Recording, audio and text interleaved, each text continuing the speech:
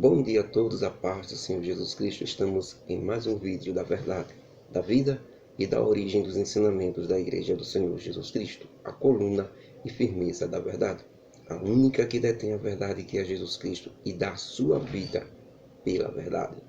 Em nosso último vídeo, irmãos, nós vimos muita coisa a respeito do primeiro capítulo da carta do apóstolo Paulo aos Colossenses. Hoje nós vamos ver que o apóstolo Paulo continua dizendo aos irmãos da cidade de Colossos, chamados de Colossenses. Aprendemos que a igreja, irmãos, a igreja são as pessoas. A igreja não é uma religião, uma filosofia, uma história, não.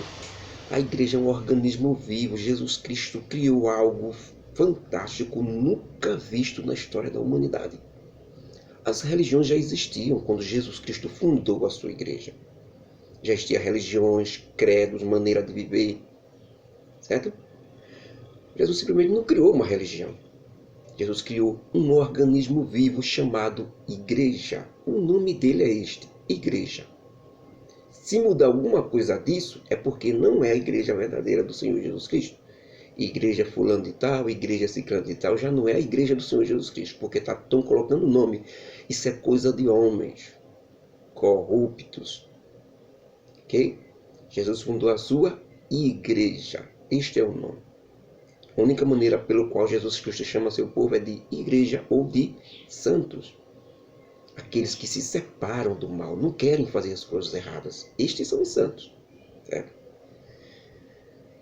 Então, no estudo de hoje, nós vamos ver Paulo ainda recomendando aos irmãos que moravam ali na cidade de Colossos, naquela época, dizendo a eles que tenham cuidado para que ninguém faça de vocês um prisioneiro dos seus ensinos errados.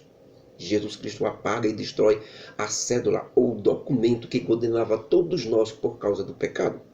Jesus Cristo humilha Satanás e os demônios e os expõe publicamente a todo o mundo invisível a derrota dele, de não poder mais acusar os homens diante de Deus. Os homens que aceitaram Jesus Cristo como Salvador. Fomos libertados e livres do mundo, de todas as culturas, costumes, tradições, credos, religiões e festas mundanas. Em nosso último estudo, irmãos, da vida, da origem dos ensinamentos da Igreja do Senhor Jesus Cristo, o apóstolo Paulo nos ensinou que, através do seu sangue derramado na cruz do Calvário, o Senhor Jesus Cristo reconciliou consigo mesmo todas as coisas que existem, tanto nos céus como a questão na terra. Ou seja, Jesus Cristo, que é Deus, fez as pazes entre os homens e o Deus Criador, que é Ele mesmo. E isso apareceu um pouco complicado, mas vamos tentar entender exatamente o que foi que Jesus Cristo fez. O que é que o apóstolo Paulo está querendo dizer com isso? É o seguinte: quando lá no jardim do Éden, o primeiro homem, Adão, que era inocente e conversava com Deus diariamente e normalmente, porque não tinha pecado e podia ter intimidade e comunhão com Deus, os céus e a terra estavam também em comunhão. Não havia separação. Ou seja, Deus não mandava um anjo, por exemplo, para falar com Adão, ou falava com ele de lá para ele ouvir aqui. Não. Deus também não vai falar com Adão através do Espírito Santo? Claro que não. Deus tinha paternidade com Adão, de pai para filho. Não havia separação. Era Adão diante de Deus e Deus diante de Adão, conversando normalmente como um homem conversa com o outro. Isso se chama comunhão. Não havia barreiras entre Deus e o homem, entre os céus e a terra. Mas quando Adão pecou contra Deus, tudo mudou. E mudou de bom para o pior que já pôde existir. Adão foi expulso do paraíso, do jardim do Éden. Tudo isso acabou. A grande barreira de separação se levantou entre o homem e Deus. Entre Deus, que é todo santo, não tem erro, não tem pecado, não tem nada, é limpo, e o homem, que agora está com erro e pecado. Então não pode haver essa união. Uma grande barreira se separa entre os dois. Adão perdeu a paternidade como filho de Deus, perdeu a comunhão, perdeu a intimidade e o direito de falar com Deus. Adão agora é pecador e uma grande barreira de separação se levantou entre Deus e o homem. Os céus e a terra estavam agora separados por uma grande barreira chamada pecado, um vírus mortal que deformou toda a raça humana e os homens durante o decorrer dos séculos e milhares de anos depois. Os homens tentaram quebrar esta barreira, tentaram voltar para Deus através de religiões, altares de adoração, orações, templos construídos, lei de Deus, separando um povo só, e nada funcionou. A grande separação entre os céus e a terra continuou. A grande separação entre Deus e os homens continuou. O vírus do pecado ainda estava lá. Mas veio Jesus Cristo e cumpriu todas as obrigações com Deus. Sem pecado, cumpriu toda a lei de Moisés, a lei de Deus. Tinha um sangue limpo e morreu na cruz do Calvário para salvar toda a humanidade e limpar todos os seus pecados. E o apóstolo Paulo diz que, com isso, Jesus Cristo quebrou a grande barreira e acabou com a separação entre os céus e a terra, entre o homem e Deus. Em simples exemplo, podemos dizer que Jesus Cristo, com Deus de um lado e o homem do outro lado, colocou os dois de frente agora com seu sacrifício. Quando ele morreu na cruz do Calvário, é como se ele tivesse colocado os dois de frente e disse: estou apagando todos os pecados do homem. Se reconciliem através do meu sangue limpo na cruz do Calvário, façam as pazes. Lembrando que isso só serve para aqueles que aceitarem Jesus Cristo como Salvador da sua vida. E por que isso, irmão? Porque com o pecado de Adão e sua expulsão do paraíso, toda a humanidade se tornou inimigo de Deus. O vírus do pecado passou a toda a raça humana. Por isso que vemos hoje tanta coisa podre neste mundo. Coisas de gente, atitudes de homem que parecem atitudes de animais e não de seres humanos. Mas Jesus Cristo, com sua morte na cruz do Calvário, abriu caminho para o antídoto que elimina o vírus chamado pecado, que é o sangue dele derramado na cruz do Calvário. Eliminou e apagou todas as nossas ofensas e pecados contra Deus, abrindo caminho para que Deus perdoasse todos os nossos pecados, inclusive os pecados vindos desde Adão até os dias de hoje. Ou seja, agora os homens que aceitaram Jesus Cristo como Salvador fizeram as pazes com Deus. E este sangue de Jesus Cristo, continuará apagando todos os pecados, se por acaso este mesmo homem que fez as pazes com Deus vier a pecar ainda. E se arrepender, é claro, né?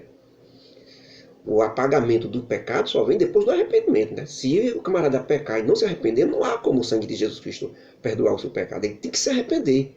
Aí o sangue de Jesus Cristo perdoa os seus pecados. Agora tem que decidir aceitá-lo como Salvador da sua vida para tudo isso funcionar. Então, Paulo diz que todos esses que aceitarem Jesus Cristo como Salvador formarão a igreja de Jesus Cristo, que ele mesmo fundou. São pessoas que vão viver um modo de vida agora separado das pessoas do mundo. E essa igreja é o grande mistério de Deus que esteve oculto desde todos os séculos, em todas as gerações. Um organismo vivo, irmãos.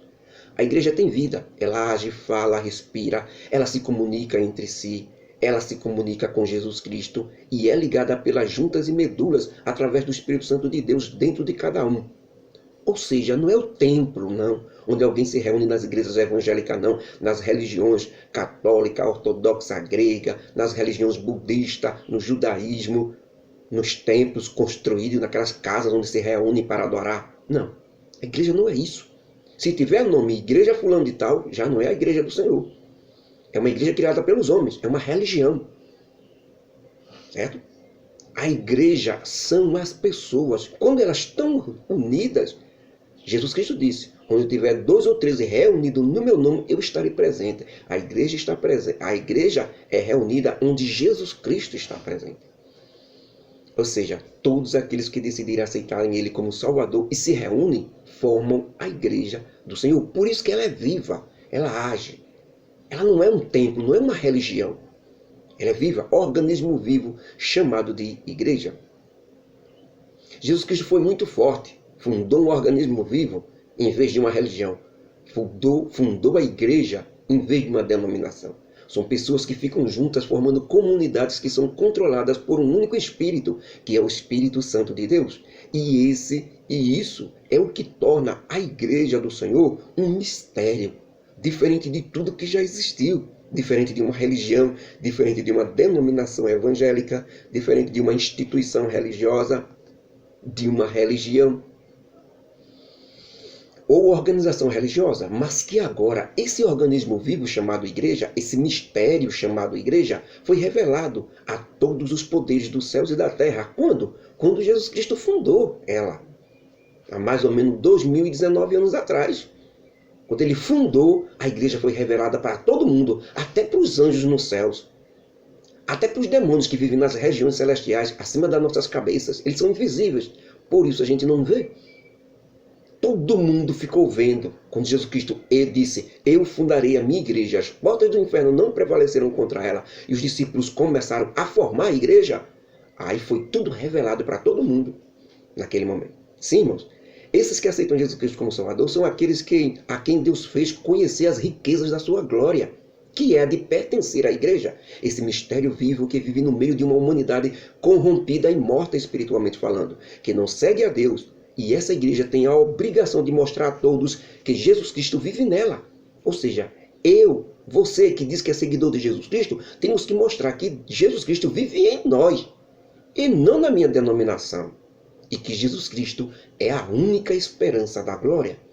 E se nós juntos formamos a Igreja do Senhor, que é um organismo vivo e não uma religião ou denominação evangélica, e que é diferente de tudo que já existiu, um mistério oculto em Deus desde o começo, mas que agora foi revelado a nós, e somos essa igreja, devemos mostrar a todos que Jesus Cristo vive em nós, para que assim possamos ganhar outras pessoas para Cristo e apresentá-los também sem pecados, perfeitos, o próprio Jesus Cristo.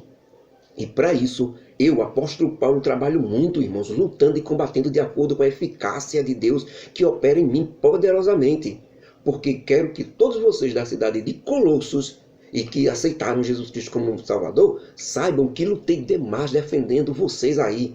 E também defendendo os irmãos que estão aí na cidade de Laodiceia e que até agora não viram o meu rosto pessoalmente, pois estou preso aqui em Roma, enviando esta carta. Quero que saibam isso, irmãos. Não para me mostrar, mas para que seus corações sejam consolados e estejam unidos em amor, com muita riqueza e inteligência no conhecimento do mistério de Deus, o Pai, e de nosso Senhor Jesus Cristo. Porque nesses dois, irmãos, no Pai e em Jesus Cristo, estão escondidos todos os tesouros da sabedoria e da ciência. E eu digo isto com o forte objetivo de que ninguém, mas ninguém mesmo, engane vocês com palavras persuasivas, ou seja, persuasivas são palavras consideradas fortes e de aparência bonita e correta, mas não estão de acordo com os ensinamentos de Jesus Cristo. Por isso é imprescindível que vocês, irmãos, conheçam aquilo que Jesus Cristo ensinou. Porque ainda que eu, o apóstolo Paulo, esteja ausente de vocês, aí da cidade de Colossos, no meu corpo, porque estou aqui em Roma preso, contudo, em espírito, eu estou aí com vocês, vendo a vossa ordem, a maneira organizada como vivem e a firmeza da vossa fé em Jesus Cristo. E é exatamente esta maneira como vocês receberam Jesus Cristo que vocês devem andar e viver com Ele, arraigados em Jesus, que tenham a ligação da união com Jesus Cristo, assim como a raiz tem uma ligação com a árvore. Sem as raízes, a árvore morre. Então vocês têm que ter essa raiz em Jesus Cristo para poder se encherem de força e de sabedoria. Vocês têm que ser, irmãos, sobre-edificados em Jesus Cristo. Ou seja, além de edificados em Jesus Cristo e nos ensinamentos deles, vocês sejam edificados mais ainda por cima da edificação que já houve. Contudo, que seja nos ensinamentos de Jesus Cristo. Isso se chama sobre-edificados. Com isso, vocês cumprem exatamente tudo que Jesus Cristo ensinou, para que, por fim, sejam confirmados na fé em Jesus Cristo. Assim como em tudo isso, vocês foram ensinados. Quero que vão abundantemente cada vez mais, crescendo com muito agradecimento e alegria, nessa fé inabalável em Jesus Cristo. Tenham cuidado para que ninguém faça de vocês uma presa deles, uma presa fácil, através de ensinos errados, com muita filosofia, vã sutileza, muita malícia, que seguem de acordo com as tradições e cultura dos povos, e não de acordo com os ensinamentos que Jesus Cristo nos deu. Porque cada povo tem a sua cultura, dizem eles. Mas todas as culturas e tradições dos povos ensinam coisas erradas que Jesus Cristo condenou em seus ensinamentos. Ou seja, não siga tradição nem costume de povo nenhum, não. Eles vão seguindo de acordo com os que os seus antigos pais lhe ensinaram, e não de acordo com o que o Evangelho, os ensinamentos de Jesus Cristo ensinou. Seguem segundo a ideia de cultura de qualquer homem, e não segundo o ensino de Jesus Cristo. Então não aceitem, irmãos, ser uma presa fácil deles. Vocês são mais inteligentes, e a cultura e tradição de vocês é Jesus Cristo agora, e os seus ensinamentos. Sigam isso, sigam essa tradição, sigam a tradição dos ensinamentos de Jesus Cristo, somente. Ensinamento nem costume de religião nenhuma, nem costume de denominação nenhuma. Sigam os de Jesus Cristo. Tenham cuidado, irmãos, para que ninguém faça de vocês um prisioneiro ou uma presa se utilizando de ensinos errados de religiões e denominações evangélicas. Até que você pode seguir um costume de uma denominação. Eu, por exemplo, sigo o costume da denominação que pertenço. Certas coisas, mas é aquilo que eu vejo que não vai afetar nada. Costumes bons, certo? Que não afete. Para isso eu tenho que aceitar, eu tenho que saber os ensinos de Jesus Cristo. Para que a minha denominação não bote um costume que vá ferir ou vai ser contra o ensino de Jesus Cristo. Aí eu não posso seguir. Mas na minha denominação, aquele costume que eu vejo que pode seguir, não é nada demais. Como, por exemplo, não pode andar por aí de bermuda. Eu sigo isso. Por que eu sigo isso? Porque não tem nada demais nisso. Qual o problema que eu vou ter de seguir isso? Nenhum. Nenhum problema. Não tem nada demais em seguir isso. Não preciso bater o pé no chão e dizer, não posso. Agora, quem não fizer e tiver de bermuda, e for um irmão meu e me saudar, eu saúdo com todo prazer, com toda dedicação. Porque a ideia é minha de querer seguir ou não. Ok? Deve ser respeitado isso. A opinião de cada um deve ser respeitada. Se fulano está bem, eu não vou jamais escandalizar. Eu vou deixar de saudar o meu irmão porque ele está fazendo, porque ele está de bermuda. Eu serei o pior hipócrita que existe na face deste planeta. São falsos. Falsos seguidores de Jesus Cristo que não têm misericórdia. Eu saúdo com muito prazer, igual a todos, até aquele que está todo vestido. Porque roupas, irmãos, não identifica o caráter, nem o que você é por dentro. Tem muitos que estão com toda a roupa, segue o costume certinho da denominação. Mas quando estão sozinhos, só Deus sabe o que é que eles fazem. As atrocidades que eles cometem. Certo? Então isso não identifica. A salvação é pessoal, está dentro da pessoa. A pessoa tem que se limpar por dentro primeiro. Depois, por fora, a gente vê se deve seguir certo costume ou não. Eu vejo que dá para seguir. Então eu sigo. Agora sei que os ensinamentos de Jesus Cristo estão acima disso. Costume, irmão, é só para seguir enquanto puder. Certo?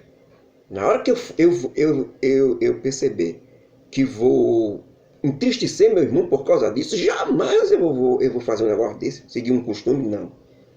Eu tenho que ganhar o meu irmão e usar misericórdia e amor, que foi o que Jesus Cristo me ensinou. Outra coisa, irmão, é do inimigo, viu? Se usar costume de denominação para entristecer um outro irmão, isso é do inimigo. Agora, a verdade do Evangelho, você tem que falar de todo jeito. A verdade do Evangelho tem que ser dita mesmo. O irmão, se quiser aceitar, aceita. Também, se não quiser, aí a questão é com ele. O Evangelho, o ensino de Jesus Cristo. Agora, eu, com o meu costume da minha denominação, entristecer um irmão, vou nada. Quem quiser que faça, porque eu sei que esse negócio não é de Deus. O negócio é de Deus nos ensinos de Jesus Cristo. Ponto final. O resto é conversa fiada. Então,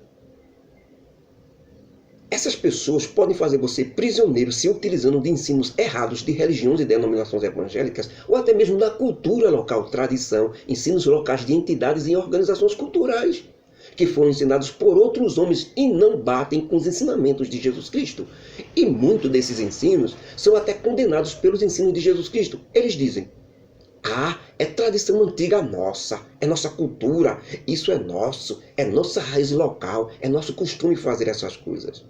Mas não importa, irmãos, nada para nós disso importa. Se essas coisas forem condenadas pelos ensinamentos de Jesus Cristo, ou seja, não façam, não pratiquem, não participem, não se tornem prisioneiro deles, porque a vossa cultura, tradição e costume agora é Jesus Cristo e seus ensinamentos. Acabou-se. E sabem por quê? Porque em Jesus Cristo habita corporalmente toda a plenitude ou poder da divindade. E vocês, irmãos de Colossos, estão perfeitos nele, em Jesus Cristo, que é a cabeça ou líder de todo o principado e poder que exista. E nesse Jesus Cristo que vocês estão convertidos agora e circuncidados, com a circuncisão ou conversão feita não por mão de homem, que é aquela feita no órgão sexual da criança masculina no 8º dia, o que é determinado pela lei de Moisés. Não é essa circuncisão, não. Essa circuncisão ou conversão nossa, que eu falo, irmãos, eu, apóstolo Paulo, digo, ela é para Jesus Cristo, é feita na circuncisão de Cristo, no espojo do corpo do pecado da carne. E nós fomos sepultados com Jesus Cristo no batismo da sua morte na cruz do Calvário. E com ele também nós fomos ressuscitados pela fé no 3º dia, no poder de Deus que ressuscitou Jesus Cristo dentre os mortos. E quando vocês estavam mortos, ou sem nenhum contato com Deus por causa do pecado, vivendo os desejos e vontades da nossa carne, que vem tão forte que nos controla, ele, Jesus Cristo, nos converteu quando aceitamos ele como Salvador e nos deu uma vida novamente, justamente com ele quando ressuscitou dos mortos, perdoando assim todas as nossas ofensas contra Deus. Ele riscou, Jesus Cristo riscou o documento que estava escrito na lei, que quem pecasse morreria e estaria condenado à morte eterna. Esse documento que era contra nós, antes de aceitarmos Jesus Cristo como Salvador das nossas vidas, estava contra nós esse documento, que sempre nos condenava por causa dos nossos pecados. Jesus Cristo tirou esse documento do nosso meio, esse documento que nos condenava, no dia que aceitamos ele como Salvador da nossa vida. Jesus Cristo pegou esse documento e cravou ele na cruz do Calvário, nos libertando completamente. Ou seja, naquele momento naquele momento ali que ele cravou este documento que era contra nós, que ele cravou na cruz do Calvário, onde ele perdoou os nossos pecados, a nossa dívida de pecados para com Deus estava paga pelo sangue de Jesus Cristo. E na mesma hora Jesus Cristo também derrotou os principados e potestades das regiões celestiais, ou seja, Satanás e os demônios, e todo e qualquer espírito maligno de acusação contra nós que fica nas regiões celestiais, acima da nossa cabeça. Eles são invisíveis, por isso nós não vemos. Todos eles foram derrotados e expostos à vergonha, porque agora não pode mais nos acusar. Jesus Cristo nos perdoou. Estamos livres. E Jesus Cristo, além de derrotá-los, mostrou eles derrotados a todo mundo invisível, a todos os seres espirituais. Todos viram que Satanás foi humilhado e derrotado junto com seus demônios, porque antes eles viviam dia e noite nos acusando diante de Deus. Antes quando? Antes de aceitarmos Jesus Cristo, antes de Jesus Cristo morrer ali na cruz do Calvário. Toda a humanidade era condenável diante de Deus.